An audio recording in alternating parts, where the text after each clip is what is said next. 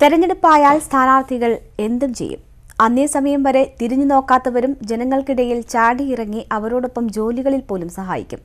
മധുരയിൽ വീണ്ടും ജനവിധി തേടുന്ന നടി ഹേമമാലിനി പാടത്തിറങ്ങി നെല്ല് കൊയ്ത്താണ് വാർത്തകളിൽ നിറയുന്നത്.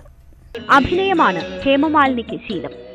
അത് രാഷ്ട്രീയത്തിലിറങ്ങിയാലും MP ആയാലും മറക്കില്ലെന്നുറപ്പ്.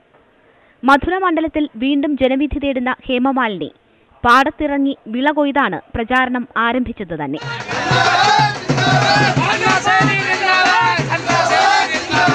भारतीय जनता पार्टी സാധാരണക്കാരിയാണ് താനെന്ന് തെളിയിക്കാനാണ് ഈ പെടാപ്പാടെല്ലാം. സിനിമാ താരമായല്ല, ജനങ്ങൾ അവർക്കൊപ്പമുള്ള ആളായാണ് തന്നെ കാണുന്നതെന്നാണ് ഹേമമാലിനി പറയുന്നത്. പ്രസംഗവും സാധാരണക്കാരെ കുറിച്ച് തന്നെ. सरकार बनेगी और हमारा देश, आपके बच्चे, सबका परिवर्तन होगा, सबका भविष्य बहुत ही अच्छा होगा, यही कहने के लिए आए हो. പക്ഷേ മധുരക്കാർക്ക് ഹേമമാലിനിയെ കുറിച്ച് അത്ര മതിപ്പില്ല. MP മധുരയിലെത്തിയാൽ പോലും ജനങ്ങളെ കാണാറില്ലെന്നും മണ്ഡലത്തിനായി ഒന്നും ചെയ്തിട്ടില്ലെന്നും നാട്ടുകാർ. जबकि आम जनता उनका चिलचिलाती हुई धूप में इंतजार कर रही है. जनता से मिलना तो दूर, उन्होंने उनकी तरफ मुड़ के भी नहीं देखा और सीधे गेस्ट हाउस में घुस गई. अब बताइए इन्हें कैसे हम वोट दें.